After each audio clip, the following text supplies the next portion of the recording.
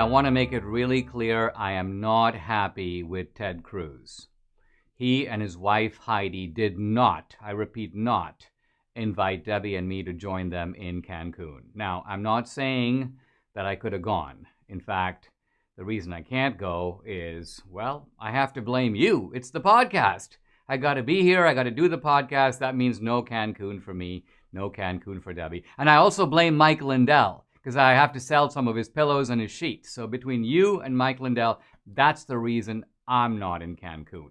But in any case, Ted didn't invite me. Now, Ted's vacation was unbelievably short. I don't even know if he got in the water. He's back. And by the way, since he's been back, pretty amazing. The storm has passed. Unbelievable. Ted comes back, the storm passes. I don't know how he does it, but this guy makes it happen, I gotta say. I don't know how we can survive one day in this state, Texas, without Ted Cruz. We rely on him. Now, of course, I'm being ironic, I'm being sarcastic. And the reason I'm being sarcastic is because there is so much fakery surrounding this whole event. All this bloviating and anger about Ted Cruz. Can't believe that when Texans are in trouble. Now, Texans are genuinely in trouble. There has been a massive failure at the level of the power grid. There was inadequate preparation for this. Admittedly, a black swan event, but nevertheless, this idea of being able to supply power to people. Remember, this is not something that people can do for themselves. This is something that we have a government to do. Government is supposed to protect us in situations where we can't protect ourselves. And so there's a real failure here. And I know that I heard Dan Patrick just a day or so ago. He's all over it. He wants to pull up the guys, the ERCOT people, who are the people who manage the power grid. He thinks something very fishy and nefarious has been going on over there. There needs to be an investigation. They need to get to the bottom of it. But here I think we do have to make a distinction between what congressmen and senators do and what lieutenant governors and governors do. By and large, and I guess the ordinary guy may not know this, but governors run the state. In Texas, actually, it's the lieutenant governor who runs the state. The governor is kind of a little more ceremonial, but the point is there is an executive branch in Texas to run Texas. Now, the job of congressmen and senators, and it seems a little odd to say this, but by and large, their job is to vote. This is what they do. And so the idea that Ted Cruz, after the fact, could be doing something really significant is, quite frankly, bogus. Now, my proof is I want to look at some of these critiques of Ted Cruz. Now, here's one, and this one is in Slate magazine. What should Ted Cruz have done? Cruz might not have a statutory role in on-the-ground disaster response. Translation, there's not much he could have done from the point of view of actual statutory authority. But he could have made himself useful by communicating state-level needs to contacts in the federal government. In other words, Ted Cruz could make some phone calls from Texas to Washington, D.C. Now, couldn't he do that from Cancun? Can his staff do it? Guiding his staff's response to incoming requests. How do you guide your staff's response? Isn't your staff trained to respond? Publicizing volunteer efforts and charitable fundraising, amplifying public safety messages.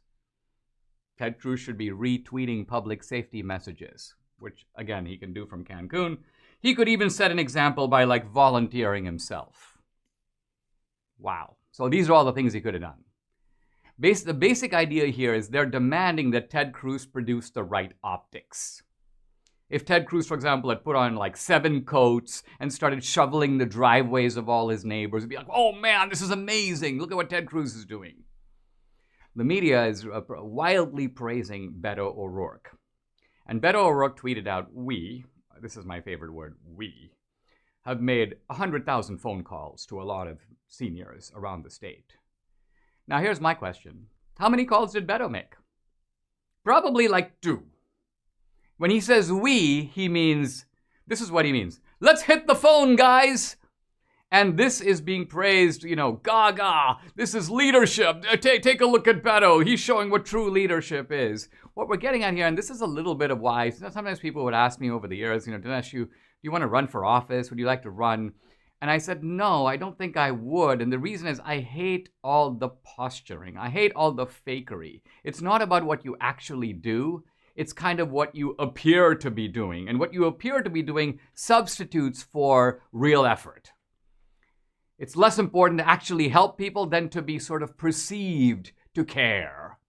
Now, of course, there's a wild double standard here. By the way, if you just took Ted Cruz and substituted Obama, and let's say right at this time, in an emergency, Obama went golfing in Hawaii. The media would be like, of course he's golfing. Why not? He's under so much stress, Dinesh. Are you saying that a black man doesn't have the right to golf? So what I'm getting at is with Obama, suddenly all these same arguments that are made against Cruz evaporate immediately. Suddenly it's perfectly understandable, his behavior. And if this seems like a hypothetical example, it's not. Why? Because the country has been in an emergency for almost a year.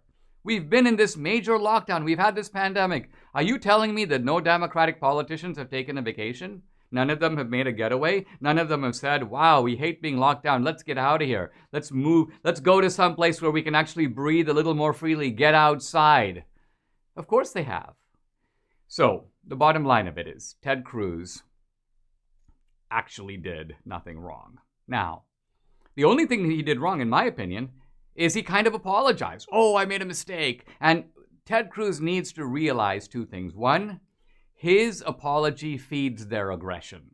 The moment he shows any kind of weakness, he shows that he caves, the left goes, we got him. He's one of ours. We can control him from now on. Let's keep bashing him because we know he's going to start groveling. And we hope that he's on a path to becoming, you may say, Mitt Romney.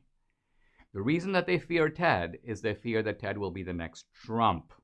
That's the point. But if you want to be the next Trump, you got to start acting like Trump. And part of the great strength of Trump is to realize, don't play into the fakery. Don't give in. Don't apologize. Why? Because the people who are trying to make you apologize are frauds. They know it and you know it. So the main thing is to recognize that you can fight back. You must fight back. You must ridicule their hypocrisy. They're calling you the hypocrite. These are the biggest hypocrites of all.